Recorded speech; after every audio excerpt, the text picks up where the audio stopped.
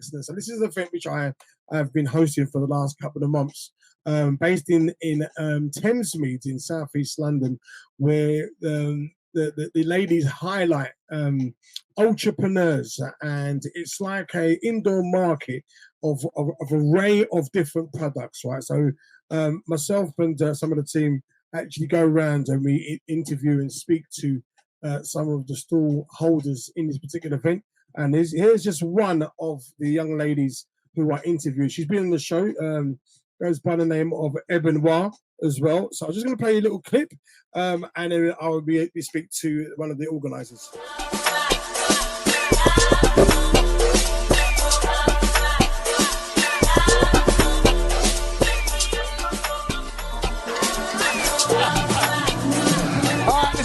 Prince, we are going around certain stalls, and I've just come up against one here, something to do with the skin, and we almost must look after our skin, especially in these autumn months, and cream our skin on a regular basis. And we've got a lovely young lady here who's promoting such things for our skin. So what's your name, and what's the name of your business? My name is Dawn, and I am the owner of Ebenoir.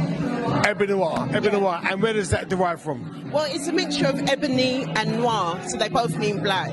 Oh, yeah, I did.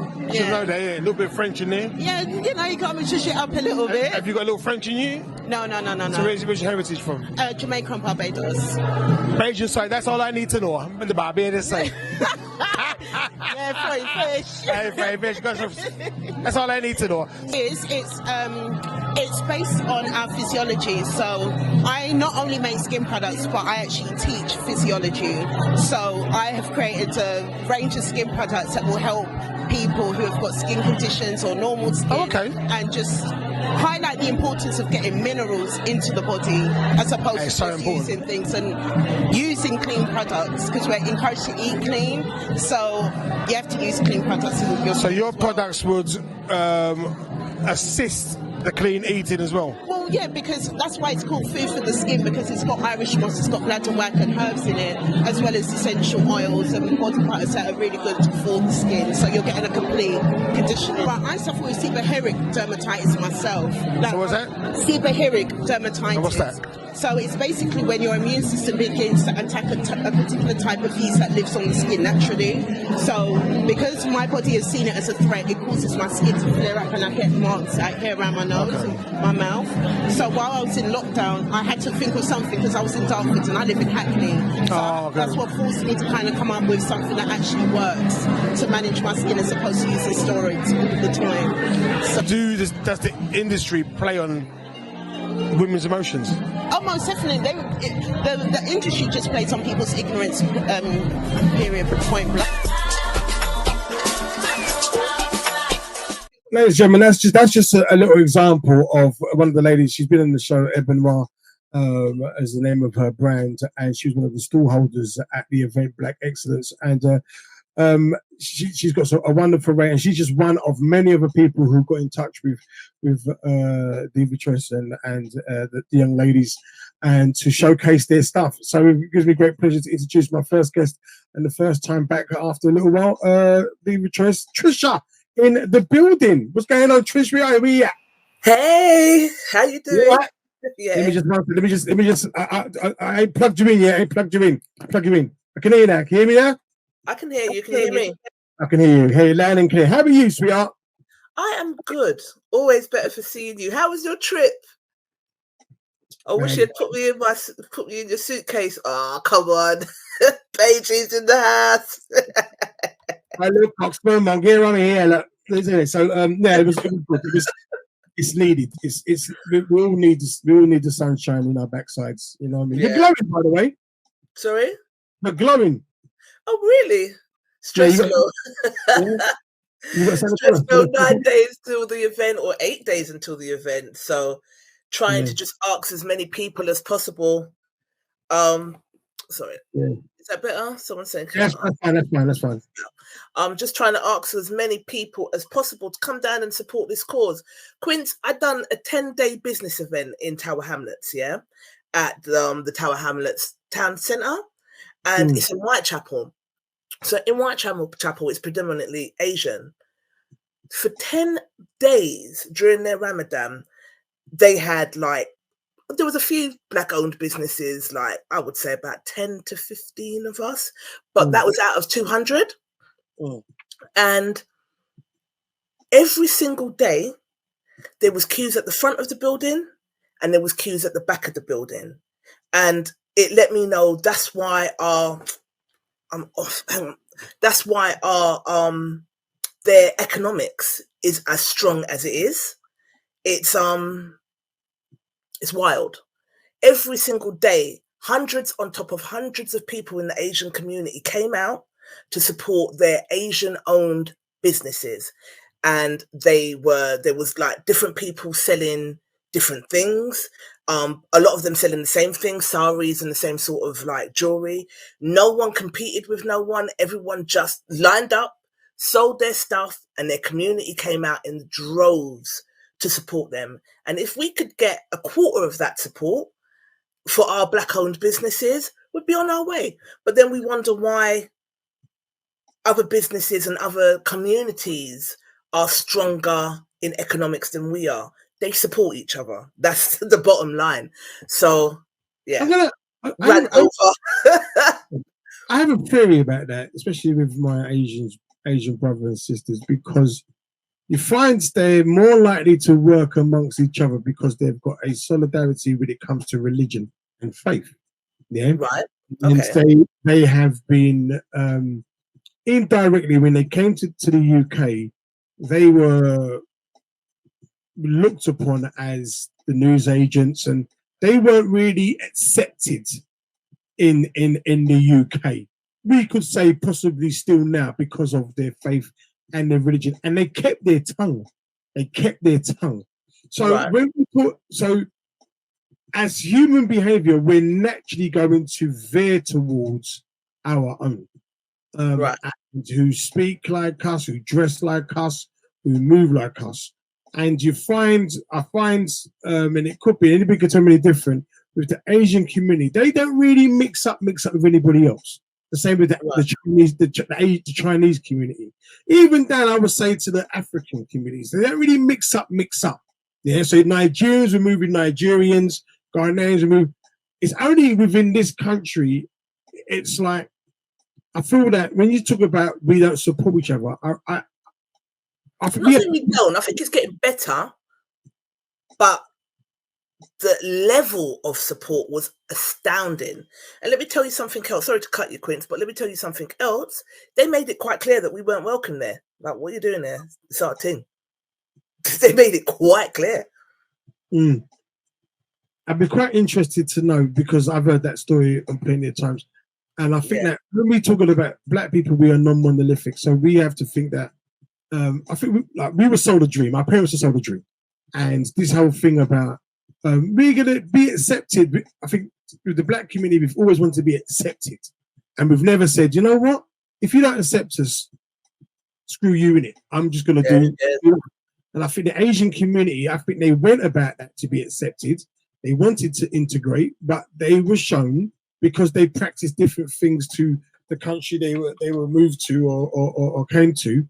They just said, you know what, we can only look. And I think as the West Indian community, we had that, and we allowed ourselves to feel that we were accepted. Hence why when we was growing up, there was that little tension between Africans and West Indians, because there were West Indians who looked down on Africans, and now we've seen the roles reversed. So your event is a great event. It's a wonderful platform. I would just say, don't be too hard on yourselves that black people are not backing it, because if that's the case, they're the wrong kind of people you don't really want around you. Would you rather have 5 people to come to your event but make you 5 million than 5 million make you £5? Of course, if you put it like that, but I'm not saying that the event, because the events have been good. Like the energy at the events have been good. And I'm not saying that black people are not backing us. That's not what I'm saying. I'm just saying it's like we just need a little bit more solidarity and a little bit more effort. So, and I'm talking about if the traders made 5 million from 5 people, then great. But the reality is that's not going to happen. So we've never, like, we sell out of our stands immediately. As soon as we put them out, we sell out because they're affordable. And the vibe is I think they buy into what it is that we're trying to do. So they know that we've got them at the forefront. We know that we want them to eat. We know that we've not made the stands like excessively expensive because we've been funded. And even when we're not funding and we do projects that are private, we still want to keep the stand price low so that they can make their money. But we just need more people to come out and support these vendors so that we can be on an equal footing in terms of economics, because I just don't think we are. And I don't think that until we reckon, look, demographically, Black people are spread out across the globe. So we are the community. We are moved around more. So where before, like Hackney, Tottenham, predominantly Black areas, you would get those areas, but we've got a big influx of the Turkish community, and then we've got the other areas like Brixton. You find that Middle England are moving in there. Hackney.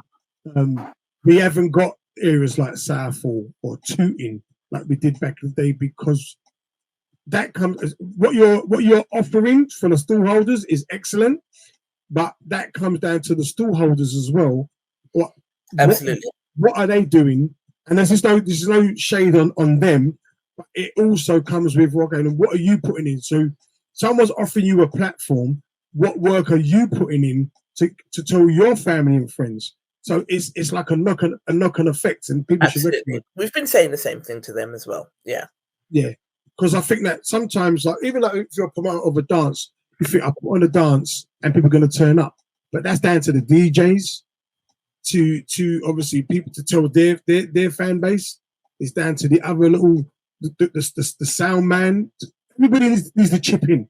So, push that way. Don't put the pressure all on you. You know what I mean? Because you're an organizer of the event. We would love it to sell just like that and then all to make money. But it's a knock-on effect. That's even down to me hosting the show. I tell people, I'm hosting this event. Come down and see all these stalls. I can't just say what I just turn up and just look in your face as much as I love to. You know what I mean? Everybody has to chip in. So I agree. And I said to myself while I was away, I'm not going to say that we don't support each other no more, because we do. It's just like we are, when we say things like that, I think that we are comparing ourselves with other people. At this stage, I still am, if you want the God's honest truth, because with the brilliance that we have in our community, the drive, the resilience, the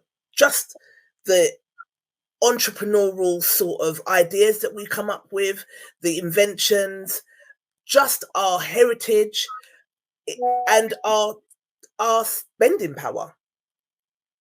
Our spending power alone that we make other communities rich with, we need to just do to ourselves. So yes, I am still comparing us to other communities because we're not at the same level yet. And with our spending power, we should be surpassing them. So that's why I'm still saying we're doing better.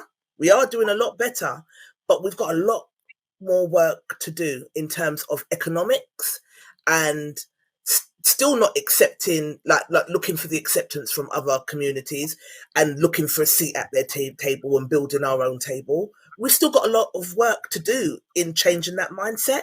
And like you said, I've seen some changes, absolutely. But we're not there yet. So I'm still going to say we've got a long way to go. I'm not going to start clapping yet.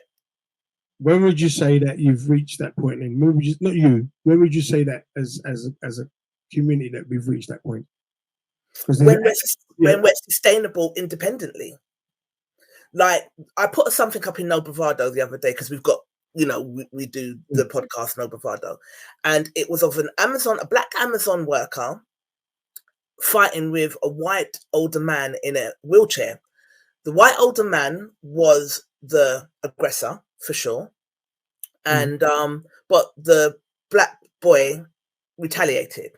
He's the only one that got a charge for assault, and even though it's on camera that the white man was clearly the aggressor, black boy responds to him, like pulling him and hitting him or whatever the case may be, but he's the one that cops the charge. Now, in efforts to even deliver parcels for Amazon, you have to have a clean DBS. So if you've got assault on your record, then we as a community need to be able to still open doors for this young man, because he's going to cop an assault charge. And what does that do? In my opinion, it's like, and this is just my opinion, it's not facts, but in my opinion, if he cops this charge, he now can't work for Amazon because he's got a charge. You can't do many jobs without a clean DBS now. So what does that do? What's he going to do for money? He may, I'm not trying to feed into stereotypes, but he may start to look to make money in alternative ways. That's going to put him in further danger of either being killed or being placed in jail. And I think that's kind of what the agenda is. So we as a community, how do we now, we just don't have enough doors to say, all right, well, come work for me, because we saw what happened on that camera. You shouldn't be the only one charged, but you are, because of the system that we're in. So until we are able to offer resources and support and economic support, and like other communities can, I don't think we're gonna, and we're not gonna do it by looking for a seat at their table and looking for fairness and, oh, it's not fair. We know that it's not fair. The system's never gonna be fair. We've been talking about this since slavery, which is what, 400-500 years ago.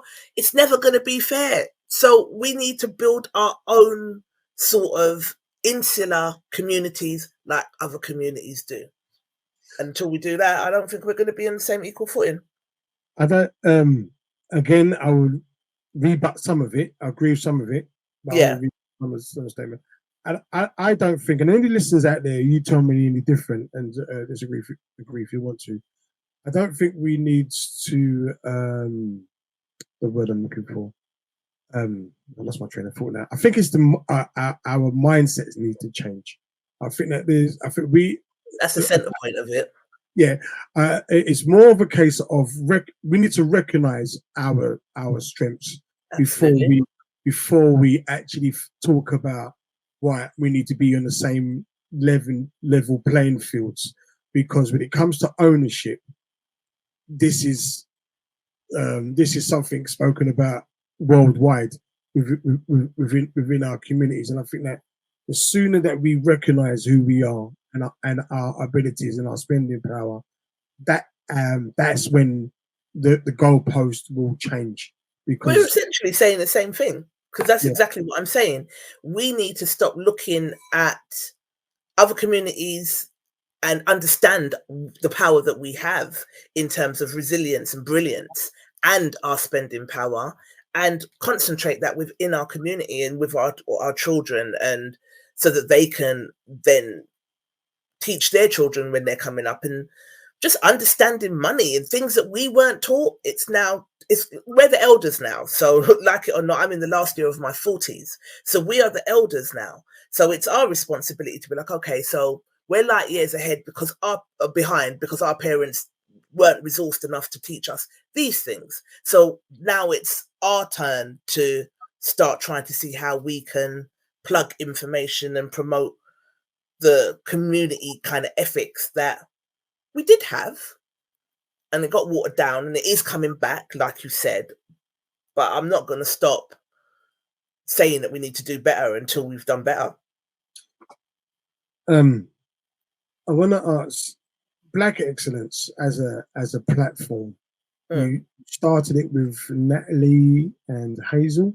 Yeah, so Hazel from To Inspire Academy, Natalie from NLPR Marketing, and myself from Diva Choice. We came together because we've all got like a passion for Black economics, and the Black pound, and the future of, because we are doing good, but there's still a lot more that we need to do.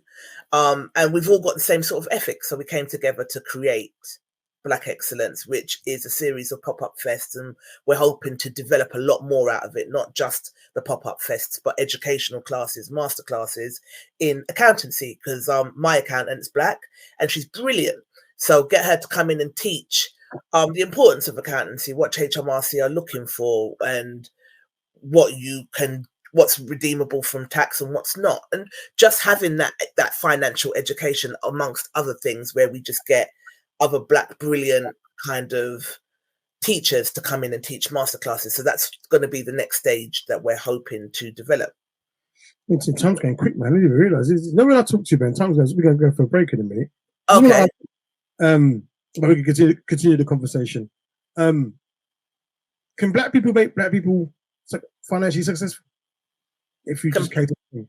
Can black people make other black people financially successful? Well, we do it for everybody else, so why can't we do it for ourselves? Of course we can.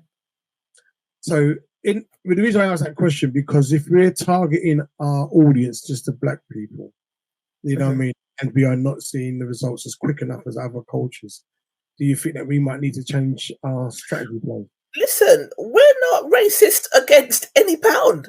So white people are welcome to come. White people are welcome to come. Asian people are welcome to come. When I was at this Asian event that I was telling you about, it was mainly black people that were coming down from the building that we were in, that they work in, to come down and support us. But the odd Asian did spend with us. But like I said, they made it quite clear that it was not for us. We were not meant to be there, and what were we doing there? So they weren't trying to spend their pound with us. Yeah. However, when the odd Asian did come along and wanted to buy something from me, I didn't say, well, you're not black, I'm not going to sell it to you. That's not what we're saying here. Anybody that wants to take part in coming to support the event, or coming to support our vendors, or, you know, even I don't know how the other girls will feel about it, but if someone from another culture is an absolute boss in a particular area that we want to teach our vendors, I'm not going to say no. I don't know how the other girls feel about it. So I do feel like it is about intermingling and learning from other cultures and other people of other races, of course. However, I'm unapologetically screaming that this project is for the betterment of black people, and I'm not going to waver from that. Yeah, no power to you. So you got the last event next week. Of this series. Is this the last one in this particular area? Are you looking to take it out of Southeast or London in general? We do to take. We wanted to tour. We was talking yesterday, you and I, about opportunities in Barbados. If we could launch this in Barbados for the locals who were interested, I would love to do something like that. So it's not going to be pigeonholed to just London. I want to take it around. I've had people contact me from Birmingham saying that they need exactly what we're doing in Birmingham, because they will come down from Birmingham to see this. We've had people come from all the way from Birmingham just to check out what we're doing. So it's in its grassroots stages, and you've helped to make it fun and bigger and better. And we just want to continue to grow and build. Now, this project was funded by the Black Culture Collective and Peabody Housing Association, and it was specifically to do a piece of work in the Thamesmead area. So that's why we've done it in the area, because it's notoriously difficult to engage the community around that area. So for us, we think that the events have been good. The vendors seem to love it. We think the footfall could have been more, but it's notoriously difficult to engage the people in those areas. So the funders have been extremely pleased with what it is that we've managed to achieve. They think that the numbers have been great because they've not seen that kind of number before, and we've been invited to apply again. So should we be successful with this, the next round of funding, then we will probably relaunch again in the Thamesmead area. However, for this current round of funding, we are coming to a close, and we'll be looking to do it probably in North, because that's where North. North or East, or trying to take it around until it grows, and then we get our footing and we're able to go into different cities. That's the ultimate goal and plan. So we apologize. When you said North, you mean like North London or North as North England? Both. So North London will probably be the next step, the next realistic step, but we want to take it around England and then outside of the country. How can people, and do you have a strategy or a criteria of the kind of vendors coming to your event? or being a part of So your? a lot of the vendors that we've had come through don't necessarily have a criteria, but they do need to have some sort of a decent standard of products that they're selling. And yeah, if it is, just presented properly. So that's kind of the standard that we're looking for.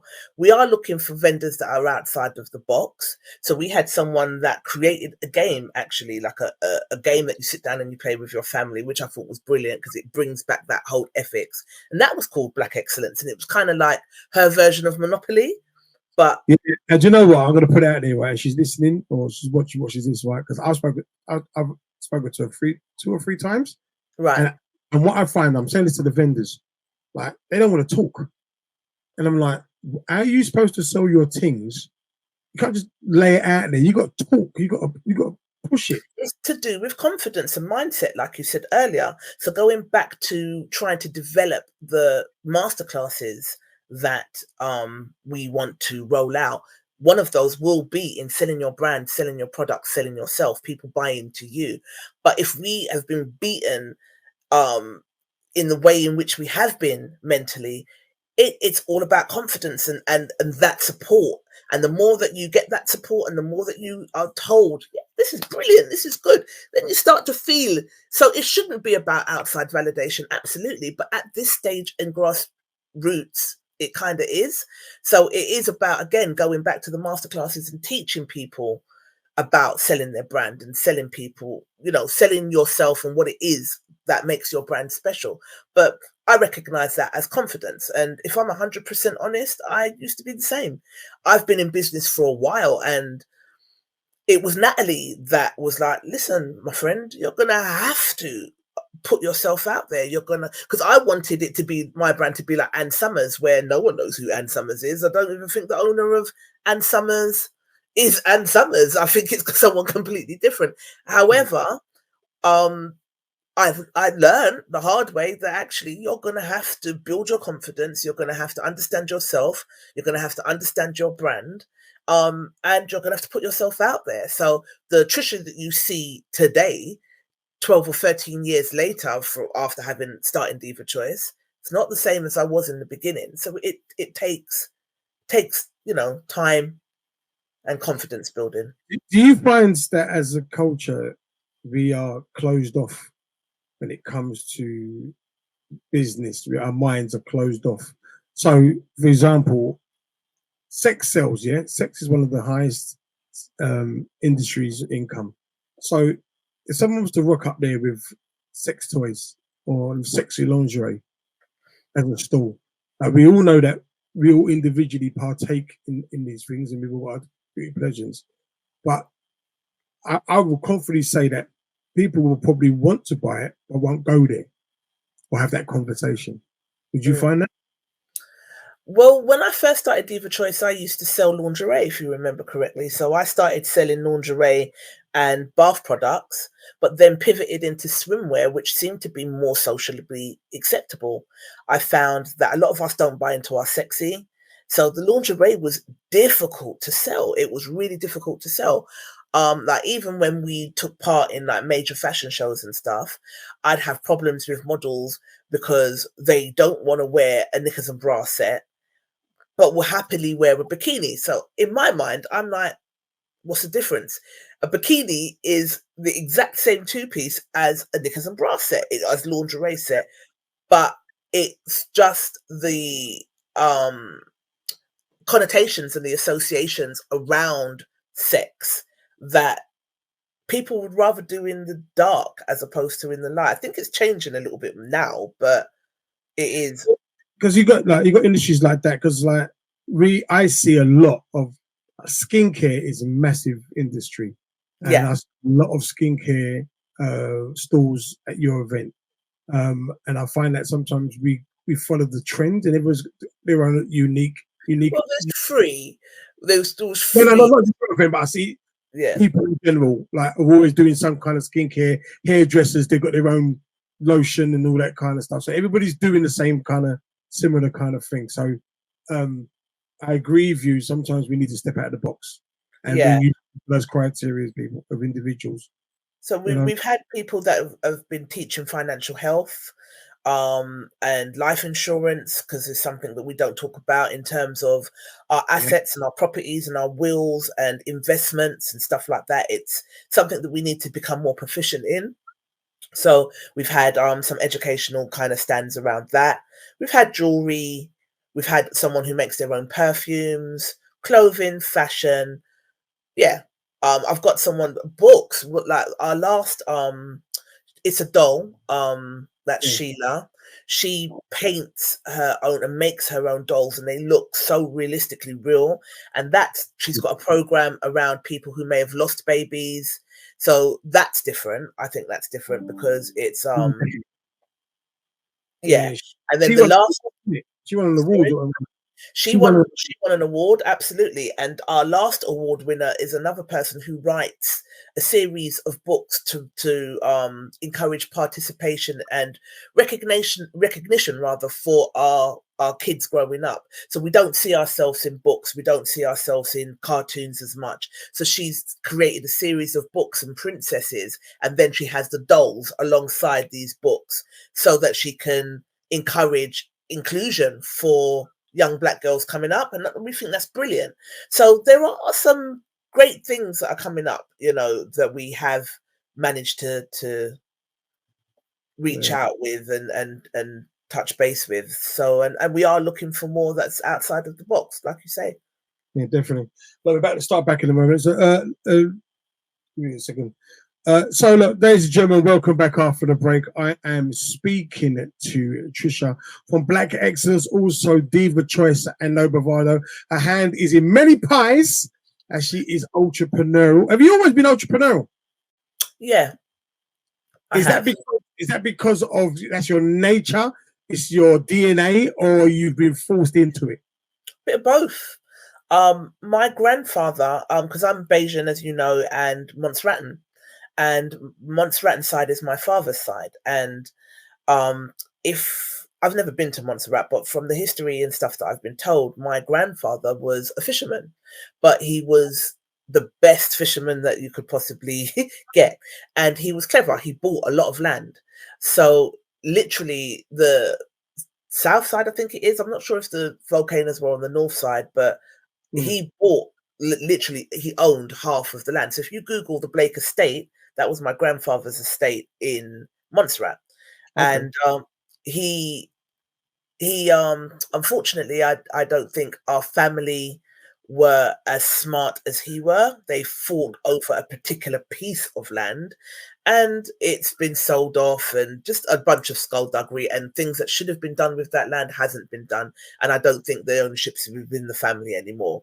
But I do think that the entrepreneurial spirit came from him. And then I first opened a business, I think 1998, something like that, because I was a travel agent for about 7, 8 years, and was really good at sales and became the best travel agent that there was in that branch. So out of 1,000 people that worked for Thomas Cook at the time, there was 3 people within the organization that was Black out of 1,000.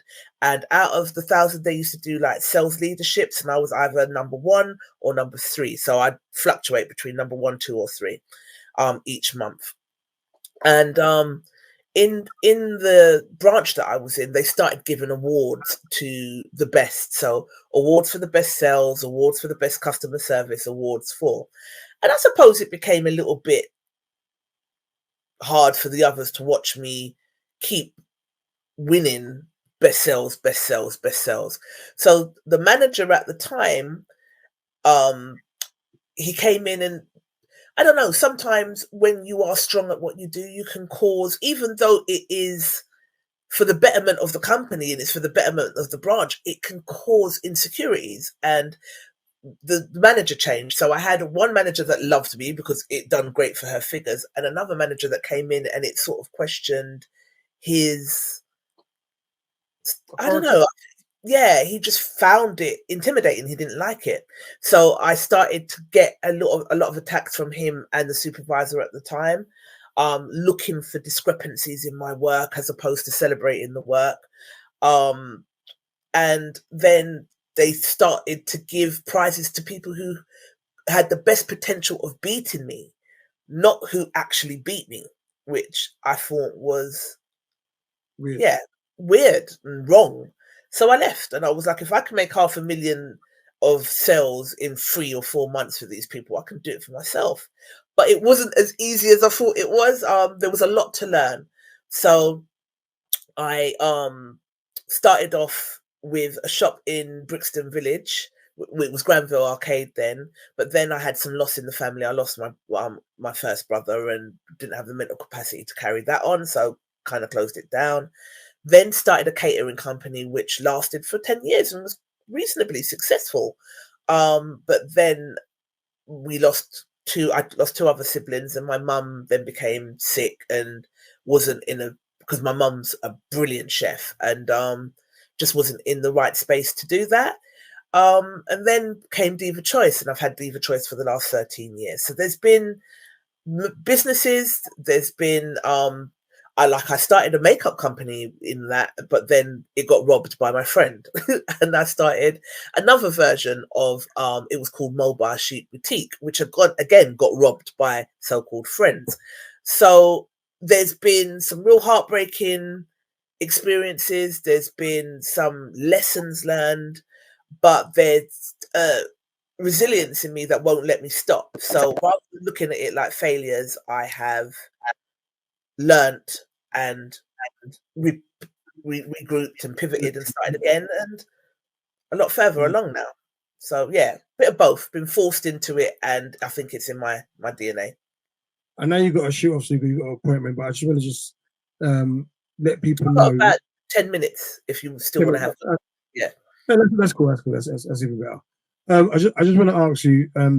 Then I see a lot of females in the stores. Who would you say are the more proactive when it comes to entrepreneurialism, male or females? I don't know, because there's some great male entrepreneurs out there, some fantastic ones, but I don't know if it's a case of there's more females just about generally, because if you look out when we go out, there's more females. It's just more proactive females, and maybe the males are not out physically selling. Maybe their entrepreneurship doesn't require that. But based on what I see, I would say females are more entrepreneurial and just more out there.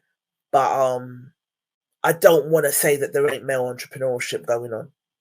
I know there is, but I asked that question because I do see, as you mentioned, a lot of females are more on the ground, and they're more in your face, and we're seeing them take over the men when it comes to making money, and that could come from a single parent point of view, where unfortunately men haven't supported them, and they've had to make things work. So to make speak. It work, make it work. So look, there's a couple more things I want to ask you. So look, how can people, the event on the Saturday, just let people know when it is, how they can contact you, and the kind of entrepreneurs will be at the event, please.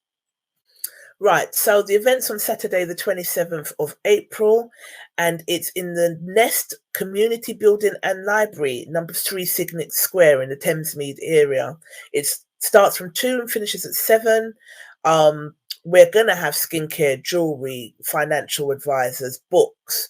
We're going to have a great food vendor there. Just, off the top of my head, that's all I can think of at the moment. But perfumery, fashion, bags, candles, but the candles are not, there's this candle store and she makes the most amazing, elaborate, just out of these world candles. So although it seems like it's the same old, the products are quite unique and out of this world in terms of how they make them and stuff. So that's good. From 2 to 7, you're going to be hosting and interviewing some of the wonderful people that we have on board. We have Gary Huggan, who's G-Wiz or Jigger, however you know him. He's going to be playing the music. So we have a live DJ, and we have got a free Prosecco bar. I'm going to be celebrating my birthday. So I start celebrating my birthday at your event on Sunday. That's right. Yeah. Yeah, so I start there, and we're going to be continuing the whole week through because it's my last. I'm going to be 49, last year of my 40s. So I'm going to be continuing to party all the way through from your event all the way through to that event. You can register for free on Ticket Tailor. Just search Black Excellence and it will come up. And we don't have any spots left to sell, but just register for free or follow us at Black Excellence on Instagram, Black Excellence CIC, Black Excellence CIC on Facebook. Hit me up on Facebook on my personal page, which is Tricia Blake, and we'll send you all the information that you need to know. We're on TikTok as Black Excellence CIC as well. So just send us a message and we'll respond. Email blackexcellencecic@gmail.com. We will respond. So yeah, that's how you can get in touch with us. And this particular interview will be replayed on the channel, on the YouTube channel, which I will send it to you so you can send it to your people them so they can contact you. Look, before you go, before you came on, I spoke about a few things which was spoken about when I was in Barbados, and one of the things was that the P. Diddy saga's being spoken about.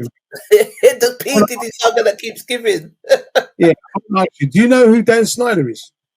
No, I don't. Tell me about it.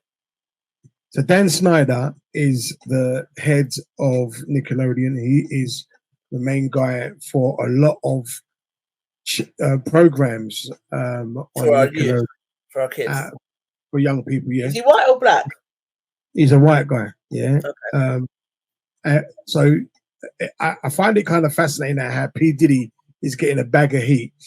And if I was to say to you, there's a documentary about Nickelodeon currently, about the behind the scenes of Nickelodeon and how the sexual allegations towards young people, and he's one of the main culprits in it. Right. And there are people who are not talking, and I just find it that amazing that how this guy is not getting half of the flack compared to P. Diddy.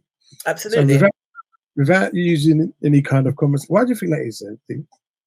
Without me using any kind of Columbo detective work. Why do you think that? I think P. Diddy's taken the fall, and it's a distraction for many things. I'm not for abusers of any kind. But I have found myself feeling a little bit sorry for P. Diddy, because the flipping hell, it's been pylon on top of pylon. And then you've got 50 Cent that is trolling him in the most magnificent way. Every day there's something about P. Diddy. But I think it's a distraction. I think he's black. So I think that's got a lot to do with it. I think that there's possibly, he may have defied somebody or someone he shouldn't have. So they're beating him up in the worst possible way. But if this white guy who is kind of doing this type of behavior towards kids, which is damaging, and it's going unnoticed, then that's the reason why someone's got to take the fall. I hate that all of the black heroes and all of the black people that have made it to those levels are being demonized. I had a conversation with someone the other day that was saying, well, if you are trying to get to a certain level in that industry, it's dirty anyway. So you've crossed over into a side that you shouldn't have anyway, because there's no way you're going to make it to the top without doing things that are deemed as demonic. There's been a lot of talk about the sexual activity being sex rituals in terms of exchanging favors for levels of power. That's been interesting, but I'm like, well, is it only black people that are doing it? Where are the white people that are doing it in these industries? So to me, that's the reason why he's taking the beating to cover up for everybody else. They're going to always sacrifice the black before the white. It's my opinion, not fact, but that's what I think. 100%. Look, I'm keeping it light today, but I just wanted to put that out there because it's just I tend to agree with you. I'm actually don't feel sorry for P. Diddy, but I've got an empathy for what I he's. don't think all of it's true either. Neither do I. Neither do I. Yeah. But I find it in a weird way. 50 Cent has got a legit because he's never liked him. And he's P. Diddy was sleeping with his baby mama, isn't it? So he don't like that. And I think he's a diabolical genius, because if he can diminish all of the power that P. Diddy has, it gives him more leverage in the cognac business and the alcohol business. It gives him more leverage. He may, if Revolt TV takes a nosedive, he may be able to pick it up at a cheaper price. And there's an agenda to why he's doing this. But again, it's just a classic example. Where are Danny Snyder's, or whatever his name is, white people who are beating him up in the same way in which we are beating up our own? And it's that kind of thing that I'm not saying we should cover up for sexual abuse, because I'm not for it. Don't get me wrong. But I don't think we should be beating him up in the way in which we're beating him up, when other people, let's fling everybody out there then, not just the black. No, 100%. And if you call out a predator, call them all out. They just call out. Everybody needs to get drawn out. Absolutely. Yeah, definitely. So I'm gonna, and I think that I'm being very careful of what I say on stage about Diddy, Puff, Sean Combs, whatever you want to call him. Love. I will talk about it, but I will. Yeah, I would. I'm very careful. I'm not just going to be another one. Oh yeah, this that. I'm going to be very careful of what I say. You know what I mean? Because I'm thinking to myself, in and out, R. Kelly's gone, OJ's gone, Diddy's next, Diddy's on his way. Like, they're starting to grumble about Jay-Z. They're starting to grumble about Oprah. They're starting to grumble about what's his name, Tyler Perry. Chidi, is like, what's going on? Then Cat Williams blew up the whole of the comedic scene. So now they're all fighting. You've got Steve Harvey and Kevin Hart. That all out there. Well, look, I just put one thing about, and obviously that's topics where you talk about no bravado on a regular basis. So let people know before you go. When's the next no bravado? Next bravado, no bravado is the last Tuesday of every month. So I think the next one's on the 30th, if I'm correct, of April. But we were doing it more regularly, and our audience is saying, you're not taking the mick. You need to bring it back. You're doing it once a month now, and it just doesn't seem to be working for them. So we're going to probably go back to doing it more regularly. And I want to introduce like a Mel's corner, where we're not involved, but it's like a male takeover of No Bravado, and I want to talk to you about that differently. So, I know you got appointments. I will see you Sunday with your peoples. Then celebrate your Earth strong, and look forward to seeing you. Yeah, apart from that, definitely. Look, it's always love, Trish. It's always love. You take care of yourself. Always. To the family. All right. Keep smiling. I will. Take care. Bye. Ladies and gentlemen, it was Tricia from Black Excellence, who is always a pleasure, a regular